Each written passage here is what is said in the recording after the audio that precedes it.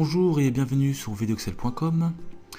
Ici nous avons un tableau réalisé par un débutant puisque nous avons magasin A, client, Paul, etc. En fait il n'a pas, je dirais, réalisé son tableau de manière correcte puisqu'on aurait dû avoir normalement en en-tête de colonne ici client, magasin et fournisseur, et ainsi avoir tous les clients, tous les magasins et tous les fournisseurs. Car je vous rappelle que dans Excel ce genre de tableau est à proscrire puisque c'est, un tableau qui n'est pas vraiment utilisable pour des tris, des filtres ou des calculs. Donc ce qu'on va essayer de faire en tous les cas, c'est à partir de ce tableau donc désordonné, donc à éviter bien sûr, calculer ici je ne vais pas calculer mais trouver une formule qui va nous permettre de mettre à jour ce tableau en mettant ici tous les clients, tous les magasins et tous les fournisseurs. Donc à partir de ce tableau là bien sûr. Donc dans un premier temps nous avons ici préparé des listes déroulantes, donc pour choisir entre magasins, ici fournisseurs, enfin un peu ce qu'on veut, donc client, voilà. Et donc en fonction bien sûr du libellé choisi ici dans l'entête de colonne, nous aurons ici les magasins, les fournisseurs et les clients. Bien. Donc dans un premier temps ce qu'on va faire c'est créer une nouvelle colonne du tableau initial ici, en colonne A.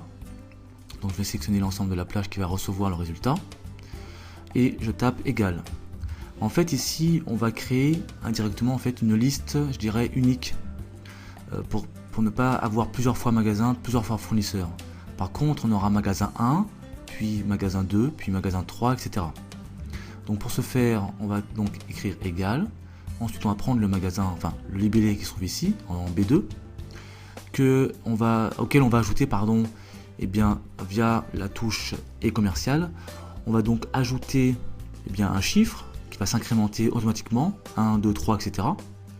Et pour ce faire, on va utiliser une fonction nb.si qui va donc nous permettre, selon une plage et un critère, d'avoir un nombre. Donc ici, ma plage va être non pas B13 ou quoi que ce soit, ça va être tout simplement une plage dite extensible. C'est-à-dire qu'en fait, on va créer une plage qui va partir de ici. Alors oui, bien entendu, puisque je suis voilà. Donc de B2, d'accord. Extensible, donc ici j'appuie sur 2 points, ce qui permet d'avoir de B2 à B2, mais je vais bien sûr la modifier cette plage. Je me positionne ici sur la première référence. Touche donc sur F4 pour uniquement figer la ligne et la colonne. On va mettre les deux, comme ça sera plus simple. Et ici au niveau de la deuxième partie de la plage, je laisse tel quel. Concrètement ma plage va être de B2 à B2, puis de B2 à B3 et ainsi de suite, parce que ma plage ici, ma formule va être recopiée vers le bas. Ce qu'on appelle donc une plage extensible. Alors pourquoi je fais cela? Je souhaite toujours comparer ce qui précède. D'accord. Donc mon critère ici va être point virgule, et le critère bien entendu va être le libellé qui se trouve en face. Donc sur la même ligne en fait. Donc je ferme la parenthèse et je valide par CTRL entrée. Donc je me retrouve avec magasin 1 puisque c'est mon premier magasin. Ensuite ici j'ai magasin 2 puisque si je fais un double clic, ma plage part de la première ligne, de la deuxième ligne, jusqu'à celle-ci, la 6e. Donc ici j'ai bien 1 et plus celui qui est derrière 2, donc magasin 2. Voilà pourquoi ici j'ai magasin 2 et ainsi de suite. Ici j'ai bien de B2 à B8, donc on voit pas derrière mais il y a bien un magasin. Voilà pourquoi je trouve ici magasin 3 et ainsi de suite, et ce pour chaque type de client, fournisseur et de magasin. Bien, maintenant qu'on a fait cela, on va essayer de trouver cette formule qui va nous permettre ici d'alimenter notre plage en fonction des libellés sur la ligne 2 ici. Bon. Dans un premier temps, nous allons faire. Alors, d'abord, je sélectionne l'ensemble de la plage. Ça m'évite de faire un CTRL-C, CTRL-V. Donc, directement, je sélectionne tout cela. Voilà. Donc, égal. Dans un premier temps, on va faire un test logique. Donc, à l'aide de la fonction si. Cette fonction va d'abord comparer. La ligne qui se trouve ici. Donc, on va écrire ligne, qui va renvoyer le numéro de la ligne. Donc ici on va écrire ligne, toujours pareil, grâce à une plage extensible. Donc ligne de E3, donc on va faire comme ça, hop, ici, voilà. Donc ligne de E3 à E3. Alors pour avoir de E3 à E3, donc il suffit de taper entre les deux, donc le 2 petits points. Ensuite, je me positionne ici sur la première référence, puisque ma première référence va être recopiée vers le bas et vers la droite. Par contre, magasin ne doit pas devenir blanc, donc en dessous, mais doit devenir fournisseur. Donc pour cela, touche de fonction F4 pour figer uniquement la ligne, c'est-à-dire le chiffre 3. Ainsi, je pourrais recopier facilement ma formule. Donc je continue. Ensuite, eh bien, ce numéro de ligne, on va le tester, on va le comparer par rapport en fait, eh bien, au nombre de fois pour lequel on trouvera en fait magasin. Donc ici, ce que je vais faire, je vais utiliser la fonction nb.si. Donc pour cela, mon nombre de lignes doit être inférieur ou égal, donc inférieur ou égal à nb.si, au nombre de lignes. Donc toujours pareil ici, ce qu'on va faire, on va aller donc de B2, c'est-à-dire ici, à B13, donc je sélectionne l'ensemble de la plage ici.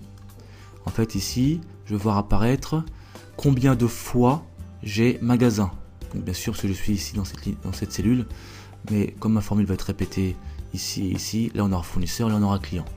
Donc ici, bien sûr, je vais figer donc touche de fonction F4, puisque je vais recopier ma formule. Donc ça ne doit pas bouger. Donc voilà pourquoi je fige l'ensemble ici. Donc cette plage doit être donc le critère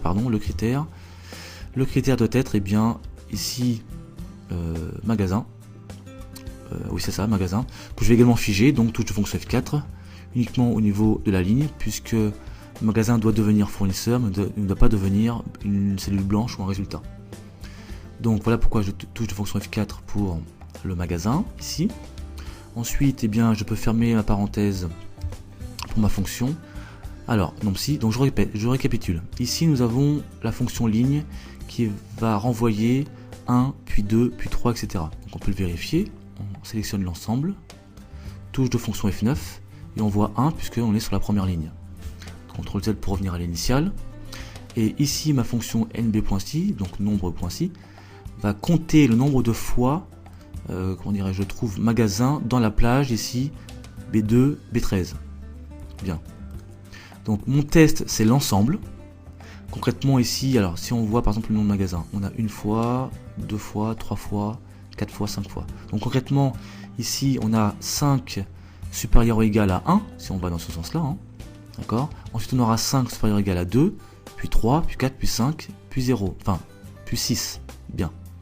Donc quand ce test est vérifié, donc quand on a un nombre de lignes qui est inférieur ou égal au nombre de fois magasin trouvé, et bien là, donc valeur si vrai en fait, ce qu'on va faire, on va faire une recherche, donc recherche V plus exactement. On va faire une recherche, et bien dans qu'est-ce qu'on va rechercher? On va rechercher ceci, magasin 1, fournisseur 2, etc.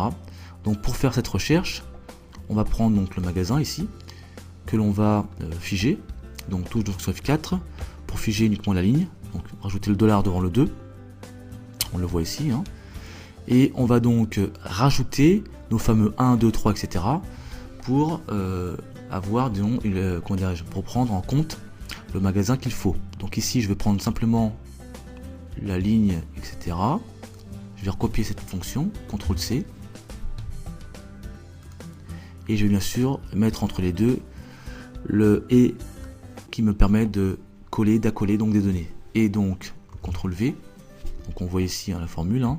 Donc concrètement, je prends ici magasin E2 et j'ajoute 1, 2, 3 et ainsi de suite grâce à la fonction ligne. Donc je continue. Ensuite, eh bien, ce que je vais faire, donc tout cela, c'est le début de ma recherche V, c'est-à-dire en fait la valeur cherchée. Magasin 1, magasin 2, fournisseur 3, etc. C'est ce que j'ai ici. Bien. D'ailleurs, je pense qu'on peut le vérifier. Non, parce qu'on a une... Alors, on va voir si on peut vérifier tout de suite. Touche de fonction, donc F9. Voilà. Donc, on voit ici magasin 1. On le voit bien ici. Parce que je suis sur la première ligne ici. Donc, magasin 1. CTRL Z. Ensuite, donc là, on a rempli la valeur cherchée maintenant. Donc, point virgule.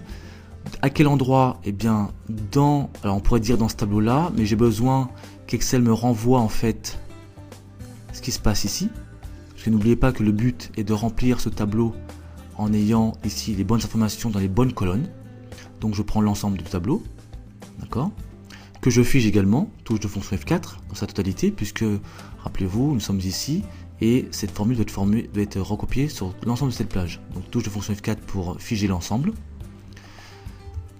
Excel doit me renvoyer ici magasin A ou Paul ou le nom du fournisseur ou le nom du client. Donc première, deuxième, troisième colonne, donc j'indique 3. Voilà. Et Excel doit me renvoyer une correspondance exacte, c'est-à-dire faux. Alors ou bien j'indique faux, donc je clique sur faux ici, et touche de tabulation, ou alors j'indique 0, ce qui revient au même. Voilà. Je ferme la parenthèse pour la fonction recherche V. Je reviens maintenant dans mon test logique, c'est-à-dire dans mon test au niveau de la fonction si. Donc là je viens d'inscrire tout ce qui concerne si le test est vérifié. Et si ce n'est pas le cas, je voudrais un blanc, donc guillemets guillemets. Je ferme la parenthèse maintenant pour la fonction si et je peux valider par CTRL entrée. Maintenant je vois bien que j'ai ma liste de fournisseurs ici, donc je regarde avant de faire un test. Donc ici j'ai Isabelle, Laurent et Martin pour les fournisseurs, donc fournisseur Isabelle. Ensuite on a ici fournisseur Laurent et fournisseur Martin. Donc tout va bien apparemment. Si je modifie ici, je prends les clients, j'ai bien l'ensemble des clients qui sont Paul, Pascal et Martine. Donc Paul, Pascal, Martine et Hervé. Donc tout va bien. Et je peux modifier ici en mettant par exemple les clients, ici les magasins, ici les fournisseurs. Et apparemment tout fonctionne correctement. Donc j'ai réussi en fait à extraire ici les éléments pour les mettre dans un ordre correct en fonction du client, magasin ou du fournisseur en colonne grâce à une formule en utilisant plusieurs fonctions, la fonction si, la fonction ligne, la fonction nb.si, la fonction recherche v. Voilà. Alors ce n'est pas évident, il faut y aller pas à pas et petit à petit. Cette vidéo est maintenant terminée, merci de l'avoir suivi. A très bientôt sur videoexcel.com.